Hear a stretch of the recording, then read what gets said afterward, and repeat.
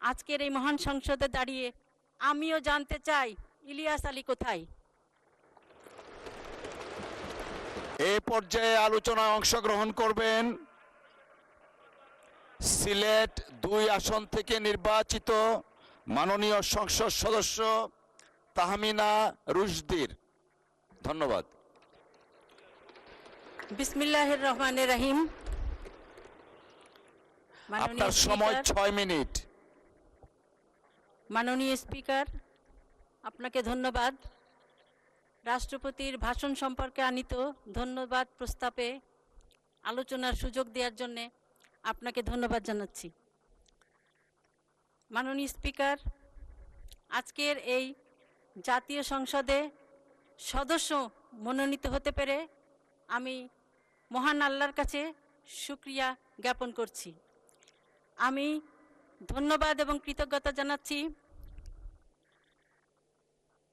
সংসদ নেতা এবং মাননীয় প্রধানমন্ত্রী জনাব তারেক রহমান, যিনি আমাকে মনোনয়ন দিয়ে নির্বাচনে অংশগ্রহণের সুযোগ সৃষ্টি করে আজকে এই সংসদে আসার সুযোগ দিয়েছেন। আমি স্মরণ করতে চাই মহান স্বাধীনতার ঘোষক শহীদ প্রেসিডেন্ট জিয়াউর রহমানকে। আমি আরও স্মরণ করতে চাই গণতান্ত্রিক আন্দোলনে যিনি গণতন্ত্র পুনঃপ্রতিষ্ঠায় ওনার জীবনকে উৎসর্গ করেছেন সেই মহান নেত্রী দেশনেত্রী বেগম খালেদা জিয়াকে। আমি আমার নির্বাচনী এলাকা সিলেট ২ বিশ্বনাথ এবং উসমানীনগরের সর্বস্তরের জনগণ ভোটারদেরকে ধন্যবাদ এবং কৃতজ্ঞতা জ্ঞাপন করতে চাই। আমি ধন্যবাদ জানাতে চাই যে তারা বিপুল ভোটের মাধ্যমে নির্বাচিত করে এই সংসদে কথা বলার সুযোগ সৃষ্টি করেছেন। আমি স্মরণ করতে চাই ভাষা আন্দোলন, মহান স্বাধীনতা যুদ্ধের শহীদদের, বীর শহীদদের এবং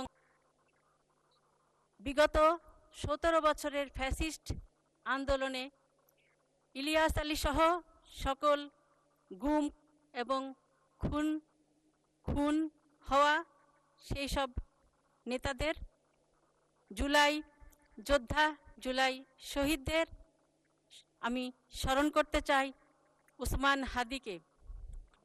মাননীয় স্পিকার, আজকে ৩৬০ আউলিয়ার পুণ্যভূমি সিলেট এলাকা থেকে সম্ভবত আমি প্রথম নারী সংসদ সদস্য হিসাবে এই সংসদে আসতে পেরেছি।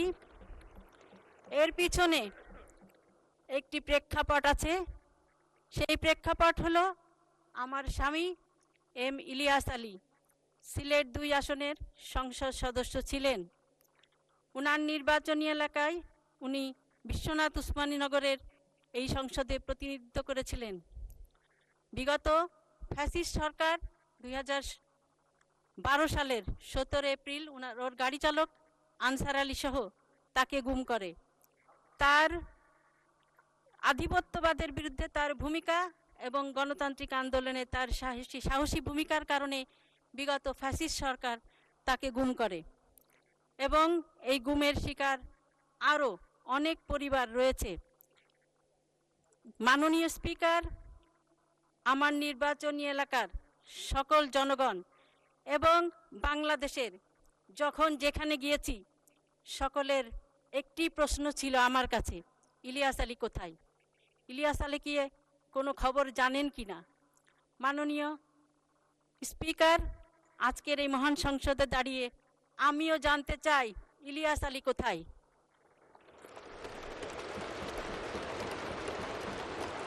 আমার মতো আরও গুম হওয়া দিনার, জুনেদ, আনসার আলী এবং সুমন, পারভেজ সহ আরও যারা গুম হয়েছেন তাদের পরিবারের সদস্যরাও জানতে চায় তাদের সন্তান কোথায়।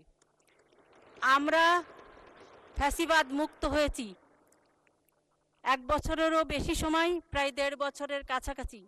আমরা এখনো জানি না আমাদের স্বজন কোথায়।